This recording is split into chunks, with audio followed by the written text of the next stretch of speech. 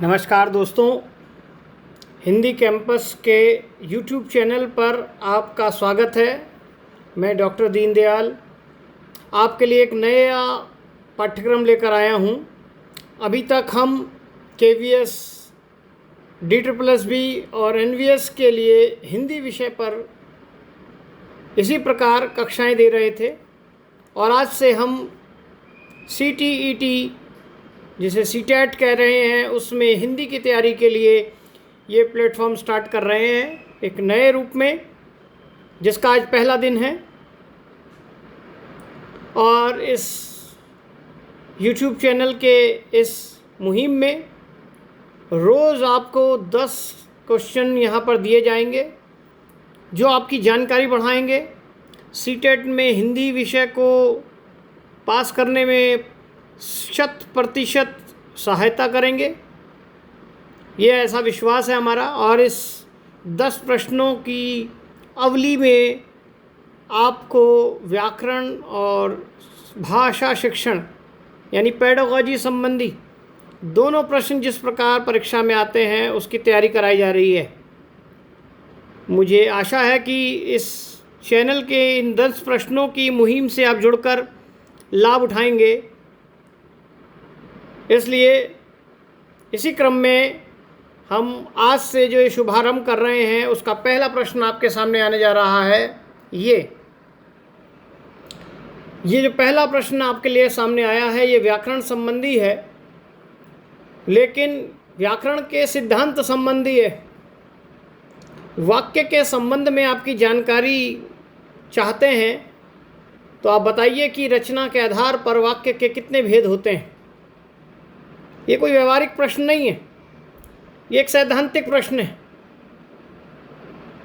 और आप बता सकते हैं कि कितने भेद होते हैं, 2, 3, 4, 6 या 8। अगर आप इसे पढ़कर आए हैं तो आप इसका उत्तर दे सकते हैं। क्या कह रहे हैं? 2। कुछ लोग 4 बता रहे हैं और कुछ लोग 8 बता रहे हैं। तो ये जानकारी के लिए आपको बता दें कि रचना के आधार पर वाक्य के 3 भेद होते हैं। 3 भेद जो आप लोगों ने पढ़े होंगे, कौन कौन से होते हैं उनकी बात कर लें तो सरल, संयुक्त और मिश्र ये 3 भेद रचना के आधार पर वाक्य के होते हैं, जबकि अर्थ के आधार पर 8 भेद होते हैं। तो ये 2 चीज़ें थी जो आपको समझने की थी। रचना के आधार पर और अर्थ के आधार पर वाक्य के अलग अलग भेद होते हैं, और रचना के आधार पर आपसे पूछा गया तो उत्तर था 3। चलिए अगले प्रश्न की ओर चलते हैं। देखिए ये प्रश्न आपके सामने है और इसमें पूछा गया है अक्षर संबंधी प्रश्न। ये एक ऐसा प्रश्न है जो CTET में अभी तक नहीं पूछा गया है, इसलिए ये आपके लिए महत्वपूर्ण हो सकता है। क्यों हो सकता है? क्योंकि अभी तक आपने वर्ण पढ़ा है, शब्द पढ़ा है, पद के बारे में पढ़ा है। अक्षर के बारे में शायद बहुत कम लोग जानते हैं। अक्षर का एक सामान्य अर्थ होता है अ प्लस शर। शर मतलब नाश, जो नाश जिसका नाश ना हो। ईश्वर का नाश नहीं होगा, ईश्वर को भी अक्षर कहते हैं, ठीक है। लेकिन हमारे पास जो स्वर और व्यंजन है उनमें स्वर जो हैं कभी नहीं मरते हैं, इसीलिए स्वरों को भी क्या कहा जाता है? अक्षर कहा जाता है, ठीक है। इसलिए कोई भी शब्द होगा उसमें कम से कम एक अक्षर ज़रूर रहेगा। एक अक्षर मतलब एक स्वर, ठीक है। तो ये जो शब्द दिया था खाइए, तो इसमें आप देख रहे हैं खा में आ है और ई है और ए है, यानी कितने स्वर हैं इसमें? 3 स्वर। तो ये जो शब्द बना ये कैसा शब्द कहलाएगा? ये कहलाएगा त्रियाक्षर, क्योंकि इसमें 3 स्वर हैं, यानी 3 अक्षर होने के कारण इसे त्रियाक्षर कहा जाएगा। क्लियर है? अभी तक नहीं आया है ये प्रश्न, फिर देख लें, फिर समझ लें। मान लीजिए शब्द आता आपके पास राजा, और ये कैसे, कितने अक्षर का शब्द है, ये कैसा अक्षर है, तो आप देखेंगे इसमें एक आ स्वर है और दूसरे में भी आ स्वर है, यानी 2 स्वर हैं। ये होता द्विअक्षर। अगर शब्द होता राजाओं, तो ये ओ भी एक तीसरा स्वर जुड़ गया है, तो यानी ये हो जाता फिर त्रिअक्षर। ठीक है, इस प्रकार अक्षर गिने जाते हैं और शब्दों में एक अक्षर से लेकर पंचाक्षर तक चलता है। ठीक है, तो ये इस विशेष बात को ध्यान रखें। अभी तक सीटेट में ऐसा प्रश्न नहीं आया और आपके लिए आ सकता है। मुझे आशा है कि आपको ऐसे प्रश्न जो आ चुके हैं उनका स्पष्टीकरण और जो आ सकते हैं उनका भी स्पष्टीकरण के साथ यहाँ रूप दिया जा रहा है, क्योंकि हमारे चैनल का उद्देश्य है क्या नहीं, क्या से क्यों तक। अधिकतर किताबों में और विभिन्न प्लेटफॉर्म पर क्या उत्तर है ये बताया जाता है, लेकिन क्यों है वो उत्तर सही यह कोई नहीं बताता है। और इस चैनल का मुख्य उद्देश्य यही है, और आप भी, मैं चाहता हूँ अपने शिक्षण में इस चीज़ को ले आएँ, तैयारी में ले आएँ।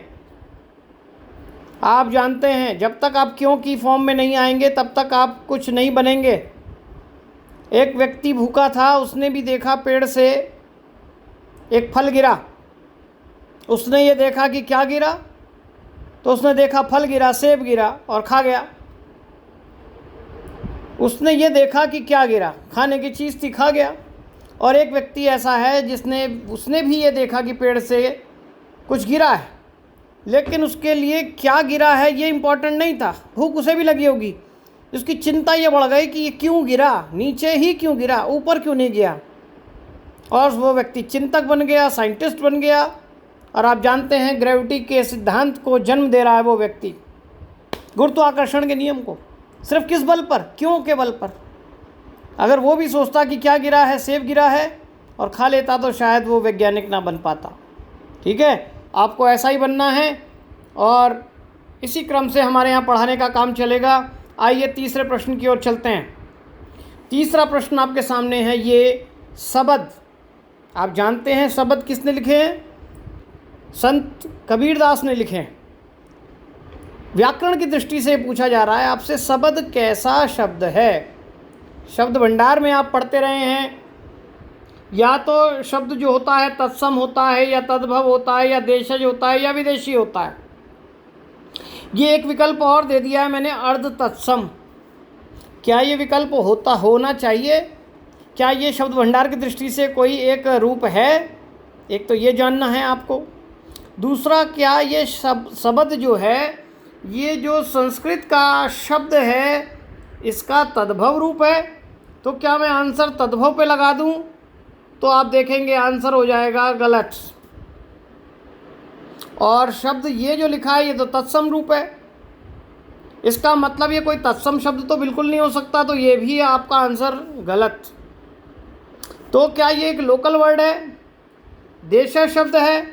तो आप देखेंगे देश शब्द तब होता है जब उसकी उत्पत्ति किसी शब्द से ना हुई हो, लेकिन कहीं ना कहीं ये तो इसी शब्द का रूप है, इसलिए ये देश शब्द भी नहीं है। अगर मैं इसे विदेशी शब्द कहूँ, क्या ये बाहर से आया है? तो ये तो हमारे संस्कृत के इसी शब्द का ही रूप है, तो बाहर से तो आया नहीं है, इसका मतलब ये विदेशी भी नहीं है। तो इसका सही आंसर क्या होगा? तो इसका सही आंसर है हमारे पास अर्ध तत्सम। ये इसका आंसर है, अर्ध तत्सम।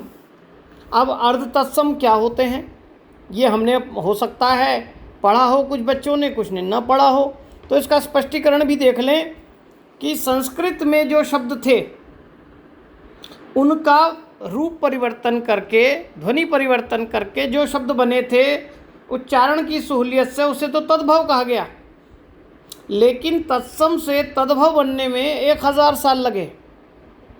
और जो लोग तत्सम शब्दों का उच्चारण करना नहीं जानते थे सही से, तो उनके मुंह से जो उसका विकृत उच्चारण हुआ, उसने अर्ध तत्सम शब्दों को जन्म दिया।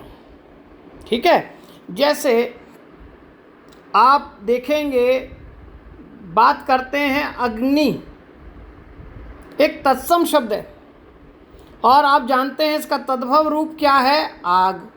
लेकिन अग्नि से आग सीधे शब्द नहीं बना है। अग्नि शब्द जो है उसको बोलना, अगर जो लोग नहीं जानते थे संस्कृत के उच्चारण को जो लोग नहीं जानते थे, उन्होंने इसको इस तरह बोला होगा और इस तरह लिख दिया होगा, अग्नि।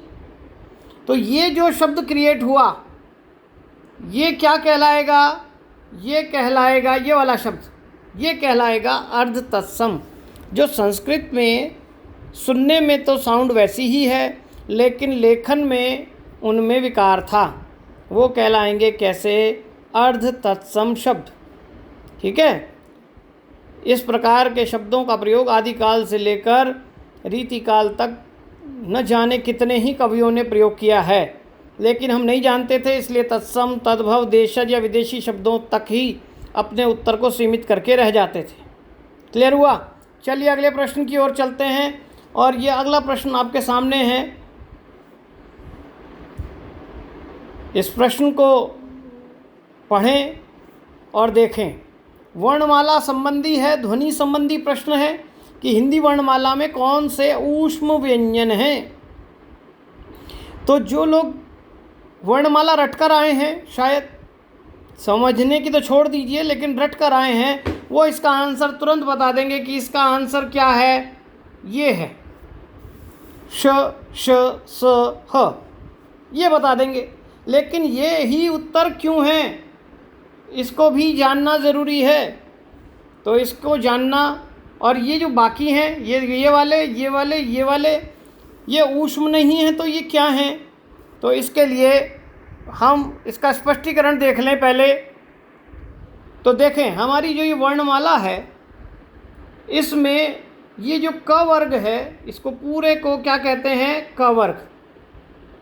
और इसका ये कैसे व्यंजन कहलाते हैं, कंठ्य। ये कैसे कहलाते हैं, कंठ्य। और च वाले क्या कहलाते हैं, तालु से टकराते हैं, इसलिए तालव्य ये कहलाते हैं। और ठ वाले मूर्धा से टकराते हैं, इसलिए इनको मूर्धन्य कहते हैं। त वाले जो हैं दांत से टकराते हैं, इसलिए इन्हें दंत्य कहते हैं। और ये प प ब भ वाले ओंठ से टकराते हैं, इसलिए इन्हें ओष्ठ्य कहते हैं। ठीक है। अब इन पांचों के अलावा जो हमारे पास आते हैं वो य र ल व। ये य र ल व क्या हैं, ये कहलाते हैं अंतस्थ, और ये कहलाते हैं आपके ऊष्म व्यंजन, क्योंकि इनमें एनर्जी ज़्यादा लगती है, उच्चारण में ऊष्मा ज़्यादा लगती है। और ये जो कहलाते हैं, ये कहलाते हैं संयुक्त व्यंजन। क्या कहलाते हैं, संयुक्त व्यंजन। ठीक है। तो हमारा प्रश्न था कि कौन से ऊष्म व्यंजन हैं, तो हमारे पास आंसर आया है, ये हमारे ऊष्म व्यंजन हैं। क्लियर हुआ यहाँ तक सारा? इस प्रकार के प्रश्न आपके पास आएंगे, इसी प्रकार से आपके पास स्पष्टीकरण चलेगा। कोई समस्या तो नहीं है समझने में? अगर समस्या समझने में नहीं है और आनंद आ रहा है समझने में, तो एक अनुरोध है कि इस चैनल को जिसने अभी तक लाइक नहीं किया है वो लाइक कर दें, सब्सक्राइब कर दें, बेल आइकन दबा दें, जिससे कि ऐसी ये सारी क्विज़ जो डेली चल रही है, ये 10 प्रश्न डेली आप तक समय पर पहुंच जाएं। और जल्दी ही हम आपसे लाइव आपके प्रश्नों के उत्तर के साथ मिलने चाहते हैं, लेकिन उसके लिए 1000 सब्सक्राइबर का इंतज़ार कर रहे हैं।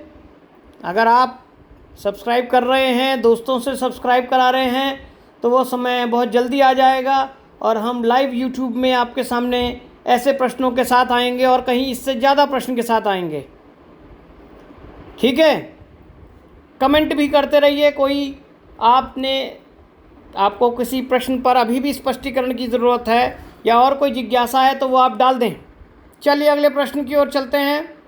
और अगला प्रश्न लिंग संबंधी प्रश्न है, ऋषि का लिंग बदलकर क्या होगा? तो क्या उत्तर लगाएं इसका?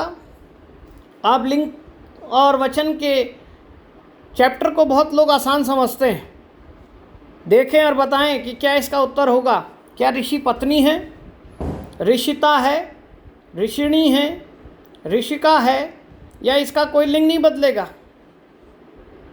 तो कुछ लोग इसका आंसर क्या लगाएंगे, ऋषि पत्नी, क्योंकि ऋषि की पत्नी स्त्रीवाची हो जाएगा। तो ये नियम नहीं है। और कुछ लोग इसका आंसर ऋषिता बताएंगे, ये भी नहीं है, ऋषिणी भी नहीं है। तो ऋषिका है या इसका लिंग नहीं बदलता है? तो आप ध्यान रखें, लिंग तो बदलेगा, इसलिए आंसर क्या है, ऋषिका। ठीक है, तो लिंग बदलने के क्या नियम हैं ये आपको इसी पोर्टल पर लाइव क्लास भी मिलेगी, उसमें आपको डिटेल में समझाएंगे हम। यह आपकी जिज्ञासा है, आप इस पर खुद जानने की कोशिश करें। आइए नेक्स्ट प्रश्न की ओर। ये प्रश्न आपका शिक्षण संबंधी है। अधिगम को प्रभावित करने वाला कारक क्या है? अधिगम मतलब लर्निंग, सीखते जो हैं, किसी चीज़ को सीखने में प्रभावित करने वाला कारक क्या है? क्या जो ये संचार के साधन है, कम्युनिकेशन के साधन है, ये प्रभावित करते हैं लर्निंग को? मतलब आप टीवी से सीख रहे हैं, आप इंटरनेट से सीख रहे हैं, आप ऑफलाइन क्लास में सीख रहे हैं, आप अपने आसपास किसी और माध्यम से सीख रहे हैं, क्या ये कारक अधिगम को प्रभावित करता है? ये है। या समवयस्क समूह का मतलब बराबर के उम्र से आप लर्निंग से प्रभावित होते हैं, ये भी एक तत्व है। या अध्यापक टीचर से प्रभावित होकर लर्निंग जो है प्रभावित होती है। या परिपक्वता और आयु पर हम लगाएं कि हमारी मैच्योरिटी, हमारी एज के कारण लर्निंग इफ़ेक्टिव होती है, या ये सभी कारण हैं? तो ध्यान रखें, ना इसका आंसर संचार के साधन हैं, ना समवयस्क समूह हैं, ना अध्यापक है, और ना ये सभी है। आंसर है परिपक्वता और आयु। क्योंकि जैसे जैसे उम्र बढ़ती जाती है, जैसे जैसे मैच्योरिटी आती जाती है, आपकी लर्निंग पावर प्रभावित होने लगती है। जिस तरह से आप पहले सीखते थे, अब नहीं सीखते। एक समय था जब आप चित्र देखकर सीखते थे, अब बिना चित्र के व्याख्या सुनकर भी सीख लेते हैं। संचार के माध्यम टीवी पहले भी देखते थे, टीवी उम्र बढ़ जाने के बाद भी देखते हैं। तो टीवी तो आपको पहले भी सिखा रहा था और अब भी सिखा रहा है। ठीक है, अध्यापक पहले भी सिखाता था, अब भी सिखा रहा है। इसलिए सही उत्तर क्या है, परिपक्वता और आयु। क्लियर हुआ मेरे दोस्तों? ठीक है, चलिए अगले प्रश्न की ओर। आर्थिक स्तर पर प्रभाव निम्न में से किस पर नहीं पड़ता? इकोनॉमिक फैक्टर जो होता है, क्या वो काम करता है? तो आप देखते हैं बहुत सी चीज़ों पर काम करता है। आर्थिक का मतलब पैसा संबंधी। पैसा नहीं होता तो हमारा ड्रेसिंग सेंस बदल जाता है, ये भी जानते हैं। हमारे खाने का लेवल स्तर भी बदल जाता है, बहुत सारी चीज़, लाइफ स्टाइल बदल जाती है, बोलचाल भी बदल जाती है। तो आर्थिक स्तर से कई चीज़ प्रभावित होती है।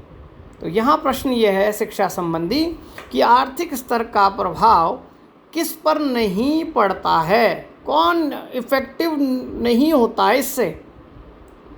तो देखें, क्या आत्मसम्मान इफ़ेक्टिव होता है आर्थिक स्तर पर? तो आप देखेंगे आर्थिक सम्मान इफ़ेक्टिव होता है। अगर पैसा आपके पास बहुत है तो आपके अंदर खुद ही आत्मसम्मान बढ़ जाएगा, चाहे आपके अंदर कुछ भी ना हो। और आपके पास बहुत कुछ हो लेकिन पैसा ना हो तो आप वैसे ही शर्म में, हिचक में अपने आत्मसम्मान को उभरने नहीं देते हैं। तो ये आंसर नहीं है। इसका मतलब जो आर्थिक स्तर का प्रभाव आत्मसम्मान पर पड़ता है। हमारा प्रश्न अगर यह है कि इस पर नहीं पड़ता, तो आप देखेंगे दूसरा उत्तर देखें, उच्च संस्थान में प्रवेश। तो आपको पता है कि उच्च संस्थान में प्रवेश नहीं पा सकते अगर आपकी आर्थिक स्थिति सही नहीं है, यानी इस पर प्रभाव पड़ता है। अब आइए बात करते हैं सीखने की क्षमता पर। लर्निंग हमारी एबिलिटी, अब वो कोई किसी धर्म का हो, जाति का हो, अमीर हो, गरीब हो, उस सबसे कोई फर्क नहीं पड़ता। लर्निंग जो आपकी पावर है, क्षमता है, वो सबकी एक सी है। ईश्वर ने सबको एक जैसा बनाया है। तो यही एक आंसर है जिस पर प्रभाव नहीं पड़ता है। जीवन यापन पर प्रभाव पड़ता है, मैंने बताया लाइफस्टाइल पर, ठीक है। तो उक्त सभी नहीं, तो ये तो गलत हो ही गया। तो सही आंसर क्या था हमारा? सीखने की क्षमता पर। ठीक है मित्रों, आपके समझ आ रहा है, आनंद आ रहा है अगर आपको, तो मैंने आपको पहले ही भी कहा है, फिर एक बार अनुरोध है, तो इस चैनल को अगर आपने अभी तक सब्सक्राइब नहीं किया है तो सब्सक्राइब कर दें, लाइक कर दें। कमेंट बॉक्स में जाकर आपने जितने यहाँ प्रश्न उत्तर देख रहे हैं, अपने विवेक से जो आपने उत्तर सोचा था, अपना स्वयं मूल्यांकन कर लीजिए। स्वयं मूल्यांकन करके कमेंट बॉक्स में डालिए कि आपने कितने अंक अर्जित किए। ठीक है, मुझे भी जानना है कि आप मेरे प्रश्नों के कितने उत्तर देने में सक्षम हुए, जिससे मैं भी अपना मूल्यांकन कर सकूं कि मैं इस तरह की परीक्षा बनाने में कितना कच्चा हूं या कितना अच्छा हूं। दोनों ही चीज़ कर लेंगे। तो इस टू वे कम्युनिकेशन बनाई रखिए मेरे साथ, और स्वयं मूल्यांकन करते हुए अंक अगर आप कमेंट बॉक्स में डालेंगे, मुझे दिखेगा, मैं उन बच्चों के नाम लूँगा किसने कितने नंबर अर्जित किए। ठीक है, चलिए अगले प्रश्न की ओर चलते हैं। और 8वां प्रश्न आपके पास है, निम्न में से कौन सा वाद बच्चों को अपना ज्ञान स्वयं निर्माण करने का अवसर प्रदान करता है? बहुत सारे वाद हैं। ये व्यवहारवाद, व्यवहार में रहते रहते आप बच्चा बहुत कुछ सीखता है। रचनावाद, क्रिएटिव रूप में अपने आप रचना करते हुए सीखता है। संज्ञावाद, किसी एक ऑब्जेक्ट को देखता है, उसके नाम से उसको सीखने लगता है। ज्ञानवाद, ज्ञान के माध्यम से सीखता है। तर्कवाद, रीजनिंग के माध्यम से सीखता है, तार्किक दृष्टि से सीखता है। लेकिन प्रश्न ये है, ये सारे वाद अगर स्पष्ट हैं, तो कौन सा वाद बच्चों को अपना ज्ञान, ध्यान रखना क्या पूछ रहे हैं, अपना ज्ञान स्वयं निर्माण करने का अवसर प्रदान करता है? बच्चे का अपने आप स्वयं निर्माण कौन, देखिए, एक तो टीचर निर्माण कर रहा है, एक परिवेश निर्माण कर रहा है, ठीक है, आस पड़ोस जिसे कह रहे हैं, बहुत सारे फैक्टर हैं जो बच्चे के विकास में फैक्टर बनते हैं, काम करते हैं। लेकिन बात आ रहे हैं अपना ज्ञान स्वयं निर्माण करना, वो किसके बल पर होगा? वो होगा, आपने पढ़ा हो तो, क्रिएटिविटी, रचनावाद। इसीलिए किसी भी बच्चे का सही मूल्यांकन करने के लिए उसको क्रिएटिव कुछ करने के लिए दिया जाता है। जैसे एक विषय देकर उस पर अपने विचार ही प्रकट करने के लिए दिए जाते हैं। रचनावाद ही इसका सही उत्तर है। ठीक है, बहुत इम्पोर्टेंट प्रश्न था, ध्यान रखें। ये 9वां प्रश्न आपके पास भाषा संबंधी आ रहा है कि भाषा संबंधी कौन सा कथन गलत है। अब आप जानते हैं भाषा क्या है, हमारे भावों और विचारों के विनिमय का माध्यम है। तो कौन सा कथन गलत है, यानी बाकी कथन सही होने चाहिए। तो पहला अगर हम देखते हैं कि भाषा अर्जित संपत्ति है, तो बिल्कुल सही, ये अर्जित संपत्ति है, क्योंकि हमें अर्न करना पड़ता है। आपने पढ़ा होगा, एक भाषा सायास आती है, एक अनायास आती है। जो सायास आती है उसे अन्य भाषा कहते हैं, अर्जित की जाती है। और मातृभाषा अनुकरण से ही आ जाती है। तो भाषा अर्जित संपत्ति है, ये तो बिल्कुल सही बात है। हमें बात करनी है कौन सा कथन गलत है। दूसरा देखिए, भाषा सामाजिक संपत्ति है। तो हम ये जानते हैं भाषा का समाज से संबंध है, समाज में रहकर ही सीखी जाती है, क्योंकि हम भी एक सामाजिक प्राणी हैं। तो ये एक सामाजिक संपत्ति है, बिल्कुल सही बात है। फिर तीसरा देखिए, भाषा सांस्कृतिक संपत्ति है। हाँ, ये भी बिल्कुल सही बात है, क्योंकि समाज और संस्कृति का अटूट संबंध है। बिना संस्कृति के भाषा निर्मित ही नहीं होती है। नेक्स्ट देखें, भाषा पैतृक संपत्ति है। पैतृक मतलब पेरेंटल असेट्स, पिता की संपत्ति पुत्र को मिल जाती है एज इट इज़, जमीन जायदाद। लेकिन क्या भाषा भी मिल जाती है? पैदा होते ही पिता क्या बच्चे को बोलने लगता है कि ये मेरी भाषा थी बंगाली, आज से तू भी बंगाली बोलेगा? ऐसा नहीं होता है। इसलिए भाषा पैतृक संपत्ति नहीं है। तो इसका चौथा आंसर ही कथन जो है गलत है। पांचवा देखें, भाषा पूर्व संग्रहित संपत्ति है। तो हाँ, ये पूर्व संग्रहित संपत्ति है, क्योंकि जो भाषा अभी तक चल रही है, आने वाले उसी से ही सीखते चले जाते हैं, उससे आगे आने वाले उससे सीखते चले जाएंगे। ये पूर्व संग्रहित जो संपत्ति है एक प्रकार की, उससे अपने अनुकरण के बल पर उससे सीखते जाते हैं। ध्यान रखना, बहुत इम्पोर्टेंट क्वेश्चन है, कई बार आता है कई परीक्षाओं में। चलिए आज का आखिरी प्रश्न देखते हैं। शब्द भंडार की दृष्टि से आलू कैसा शब्द है? आलू।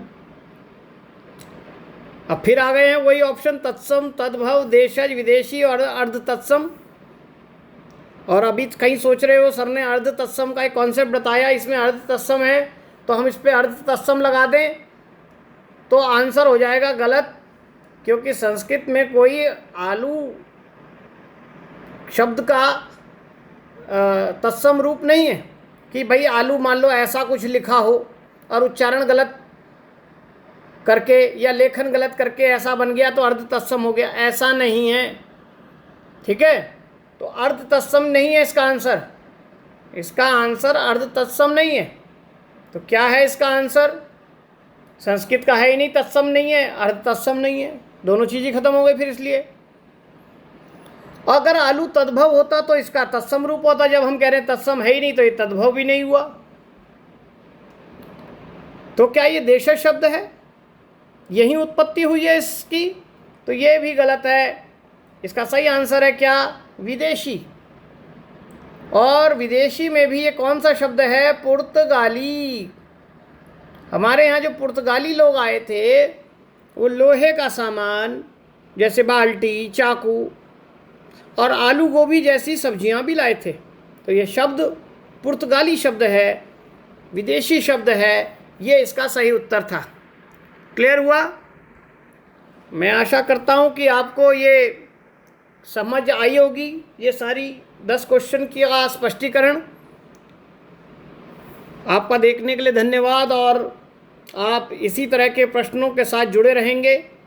आपके सुझाव भी कमेंट बॉक्स में देखता रहूँगा। बस आप लाइक करें, सब्सक्राइब करें और दोस्तों को भी जोड़ें, क्योंकि मेरा एक ही मानना है कि ज्ञान जो है बांटने से बढ़ता है। ठीक है, ये दौलत जितनी खर्च की जाए उतनी बढ़ती है। इसलिए खुद भी सब्सक्राइब करें और दूसरों को भी बताएं। कल फिर मुलाकात होगी इसी प्रकार के 10 प्रश्नों के साथ। शुभ रात्रि।